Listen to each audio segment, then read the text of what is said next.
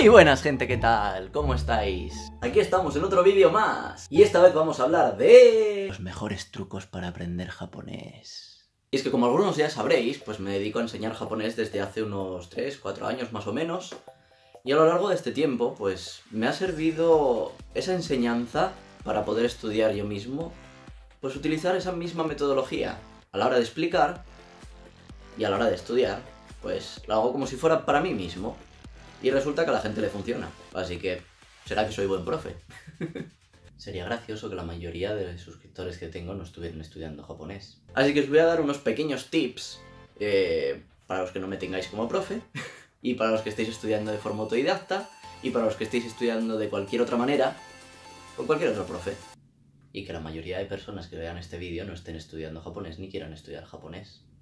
Número 1. A ver, esto que os voy a decir es muy básico. Si queréis aprender japonés de verdad, tenéis que estudiar hiragana y katakana. Por narices. Y no hay más. Y no me vale los que digáis que con el domaji se puede aprender japonés, porque no, eso no es japonés.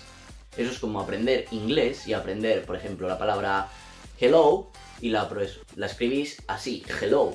No. No. ¿Y por qué os cuento esto? Pues porque he tenido alumnos así.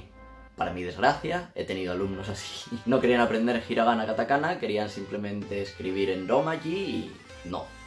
Mis alumnos no van a ser así. Yo no voy a enseñar ese japonés. ¿Que cualquier otro profesor lo quiera hacer? Bueno, ahí lo dejo. No quiero decir nada, pero con eso lo digo todo. Y esta es una tabla de hiragana muy bonita, de colorines y pegatinas, que me trajo una de mis alumnas de Japón. una vez se fue de viaje y me la trajo. Así que si estás viendo esto, gracias Laura. Número 2. Aunque suene raro, no estudiéis kanji. No estudiéis kanji desde el principio porque no lo necesitáis para nada. De primeras. Ojo, de primeras. Cuando empecéis a estudiar japonés, vuestra cabeza tiene que asimilar perfectamente hiragana, katakana, dos silabarios nuevos, un montón de palabras que vais a ver y que os van a sonar a chino, literalmente. Y no vais a ser capaces de meter también a la vez kanji. A ver, yo en su día sí lo hice, me pegué el tute, me metí los 80 primeros kanji con hiragana, katakana, pero no tenía vocabulario. Y poco a poco iba metiendo gramática. Y no es muy producente, sinceramente. A día de hoy, si tuviera que volver a empezar a estudiar japonés, no estudiaría de esa manera. Fui muy zote en ese sentido. ¿Veis esto? ¿Veis esto? Mirad qué tocho, ¿eh? Mirad, mirad, mirad. ¿Cuántos kanjis, eh? Pues estos os los vais a tener que meter todos algún día. Así que, vaselina. La cosa es que los que estudiáis japonés y empezáis de forma autodidacta o con un profesor y utilizáis, por ejemplo, el Minna no Nihongo, yo más o menos siempre intento meter kanjis a partir de la lección 10. Porque doy por hecho que más o menos, cuando ya llevas 10 lecciones, la gente suele tener asimilados los dos silabarios perfectamente y no tiene ningún problema. No siempre se cumple, pero shikata ne. Dejármelo en los comentarios si estáis estudiando, por lo menos para hacerme una idea de qué clase de seguidores tengo. Porque sí, ¿por qué no? Número 3. Tanto si estudiáis de forma autodidacta, solos en vuestra habitación, ahí en la oscuridad de la penumbra, como si estudiáis en grupo, intentad siempre hablar.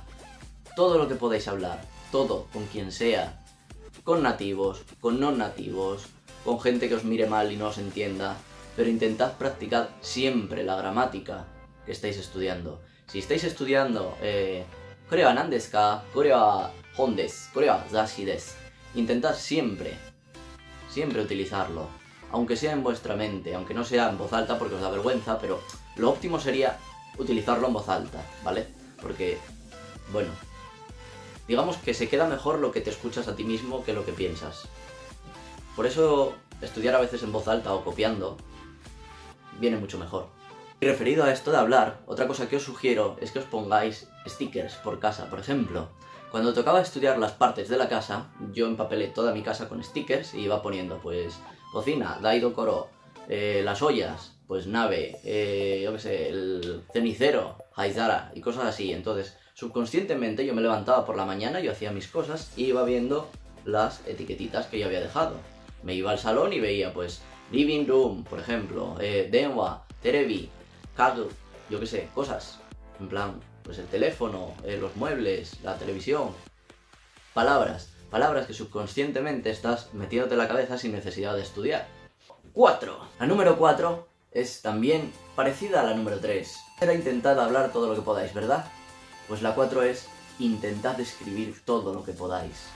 Sí, si lleváis la cuenta de lo que estáis haciendo a lo largo del día, cuando ya tenéis un poquito de vocabulario y escribís un pequeño diario, aunque sean 2 frases cada día, os puede servir de mucho. Por ejemplo, hoy me desperté a las 7 y fui al colegio y después comí a las 3 de la tarde, por ejemplo. Eso, cada día, y vais a ir practicando, hasta que se os salga de forma natural.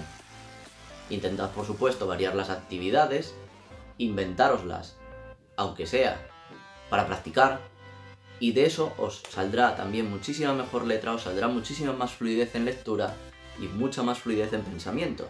Y número 5, para despedirnos. Si en algún momento no podéis estudiar, por la razón que sea, porque estáis muy atareados con la universidad, estáis muy atareados con el trabajo o con cualquier otra cosa, lo mejor que podéis hacer es no olvidar. No olvidar es mucho más importante que recordar, o que aprender, o que practicar. Sí, no olvidar es muchísimo más importante.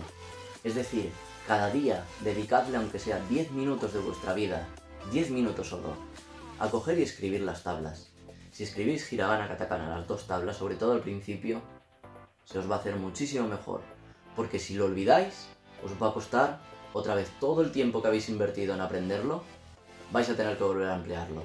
Y tenéis un montón de métodos para poder estudiar. Tenéis aplicaciones móviles, aplicaciones web, videojuegos,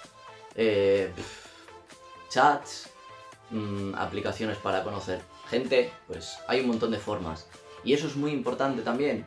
Sí, pero con estos 5 tips que os acabo de dar ahora, con estos 5 consejos, es mucho más vital que hacer cualquier otra cosa. Por supuesto, si queréis ir mejorando, tendréis que ir avanzando.